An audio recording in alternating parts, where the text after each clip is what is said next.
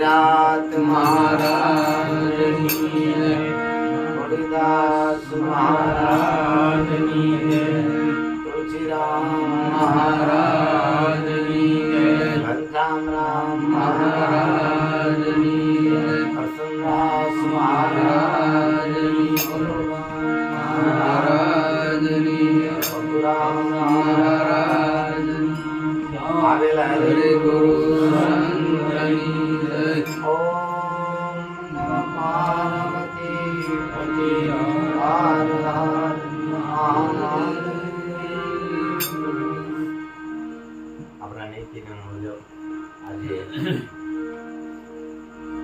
રાયા બેસરિયા ના કરાંગણે આપણા ગુરુના કહેવા પ્રમાણે આપણા ભાવ પ્રમાણે દર ગુરુવાર આપણે લીંબોના છોડ ઉજવાતો હોય છે. એ હરિભક્તોનો અને સંતોની કૃપા છે કે જેતે કરીને આપણે સત્સંગનો લાભ લઈ શકતા હોય. જ્યારે સંતની કૃપા થાય છે, સદગુરુની કૃપા થાય છે, લાભ આપણે લઈ શકતા હોઈએ છીએ.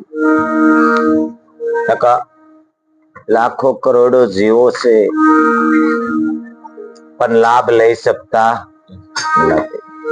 તો પ્રથમ આપણે પ્રાર્થના બોલશું અને સૌ સાથે સાથે બોલશું. ગુરુ બ્રહ્મા ગુરુ વિષ્ણુ ગુરુ દેવ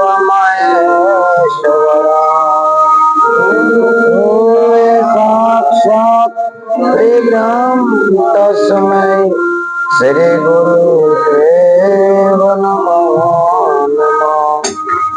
તમે માતા પિતા જ તમે તમે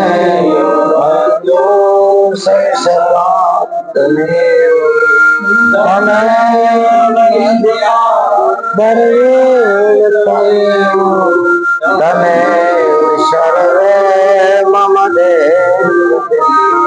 બોલીએ વિષ્ણુ નારાયણ ભગવાન.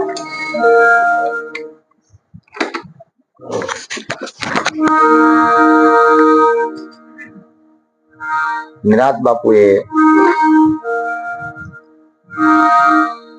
4 વેદ 177 18 પુરાણ સર્વેનો નિશ્ચોડ કરી અને જે આપણને બોધ આપ્યો છે એ લાખો કરોડોમાં આ બોધ પીરસાણો છે અને આપણને પણ સહજ ભાવે મળ્યો છે. ત્યારે ગુરુ પુરુષોત્તમ મહારાજ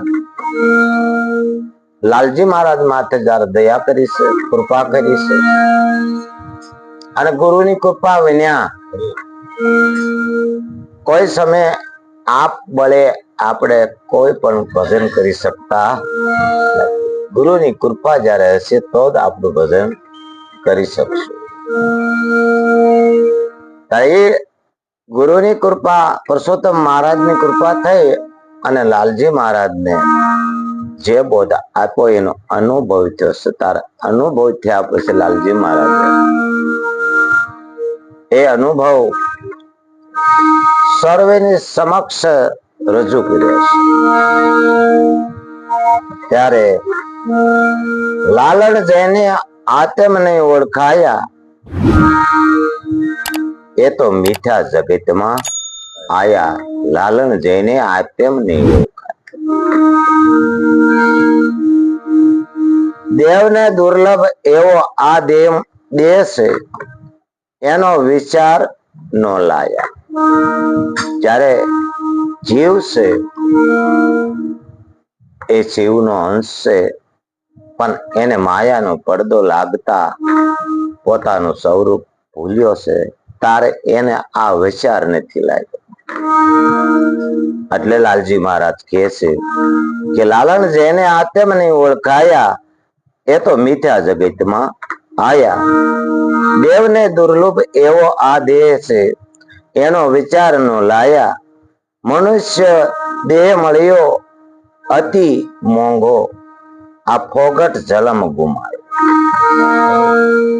જ્યારે આ જિજ્ઞાસુ પુરુષ જો જીવશે એ જિજ્ઞાસુ બને છે અને એને કોઈ પણ એવા સંતનો સંગ થાય છે, કોઈ ભક્તોનો સંગ થાય છે, તારે એકબીજાને વાત કરતા હોય છે કે જેમ ધૂળ છે, કોઈ વડવાંગડ છે, કોઈ કાનકડિયું છે, એ રાતના બાળે દિવસના બાળતા નથી. અને એને ઊંધા માથે રહેવાનો રિવાજ. થોડો જાવ જો દિવસ અંધારું થાય એટલે ઉડે, દિવસ ઉગવાનો તૈયારી થાય ત્યાં પાછા એ આવીને ઊંધા લટકી જાય છે. એ વડ છે એટલે વડો ધર્મ છે, પણ એ વડના જે તાતણાઓ છે એની હારે એ ઊંધા લટકે છે. એટલે સૂર્ય કોઈ દી જોઈ શકતા નથી. ત્યારે પણ એને કોઈ એવો અનુભવી માણસ મળે છે, અનુભવી માણસ, એને વાત કરે છે કે સૂર્ય ઉગે છે, પ્રકાશ પડે છે. તો એ માનતા નથી કે ભાઈ પ્રકાશ સૂર્ય ઉગતોય નથી ને પ્રકાશ પડતોય નથી. આ તો પેઢીએ પેઢીએથી અમે નાત સહી તો કોઈ અમારા વડવો પૂર્વજોએ પણ આ વાત કરી નથી અને તમે આવું કહો છો. પણ ઘટના એવી બની હતી, એક વડવાંગી ઊંધા માથે ટીંગાતી ને વડનું તાતનું તૂટ્યું ને હેઠું પડ્યું, સૂર્યને ઉગવું એટલે એને આમ હેઠું પડ્યું એટલે હમું થયું. હમું થતા એને પ્રકાશ જોયો, માણસ જોયા એટલે કહ્યું આ બુદ્ધિ છે, કોઈ દી નહીં આજ આવું જોવા મળ્યું છે. એમાં ત્રણ પ્રકારે આ ભક્તિમાં અત્યારે પ્રસાર થઈ ગયો છે. એક કપલ માર્ગ સીંધ્યો છે ભક્તિનો. કપલ એટલે કીડીનો માર્ગ છે. એ દીવો કરતા હોય, ધૂપ કરતા હોય, માળા ફેરવતા હોય, 5 નામનું સ્મરણ કરતા હોય, જેવી જેની શ્રદ્ધા, જેવી જેની માન્યતા, પણ એનું ભજન પાર પડતું નથી. કેમ કે એને સવારામ બાપાએ કીધું આવન જાવન ની બાવા કલિયું છે વાંકી, કર્મ પ્રદાન વિશ્વે કરી રાખા જો જસ તે ફલ સાખા. એનેથી સમજાણું ન સમજાણું અને બીજી ગલીમાં સડી ગયો, બીજી અવનીમાં વિયો તો એને 84 લાગુ પડે છે. એનું ભજન યોગ અધૂરો. બીજો માર્ગ ધ્યાન ભજન કીધું છે, એ સત્ય વાત છે, પણ સમજવામાં કઈક ફેરફાર છે. ધ્યાન તો હોવું જ જોઈશે પણ સમજવામાં ફેર છે. પણ ધ્યાન ભજન નો મીન માર્ગ છે. મીન કહેતા માછલી પાણીમાં રહેતી હોય, જળમાં રહેતી હોય, એના ઘણા બધા અનુભવો હોય. સામાપુર વહી જતી હોય, પછી પાછી રહેતી હોય, ત્યાં પાછી બી આવતી હોય, પણ એનો માર્ગ નો લીસોટો નથી હોતો. જળમાં એ હાલે તો માર્ગ નો લીસોટો પડતો પણ એનો એક અનુભવ છે. પણ ક્યારેક એનો યોગ ભ્રષ્ટ થાય છે. કેમ થાય છે કે જળ સરો જળમાં મોટા મોટા રહેતા હોય છે, એમાં કોઈ સમય મોઢું પોડું કરીને પાણી પીવા કે ભક્ષણ કરવા ઈચ્છા કરે છે, ત્યારે એને આવવું છે અને ઓલાને મોઢું પોડું કરીને પાણી પીવું છે. તો એનું મોટું જનાવર એટલું બધું હોય તો નદીમાં પાણી જાતું હોય, મીના મુખમાં જતું હોય, તો એ માછલી એના ઉદરમાં એનો પરિવેશ થઈ જાય છે અને એ ભક્ષણ બની જાય છે. એટલે એનો યોગ પણ અધૂરો રહેશે.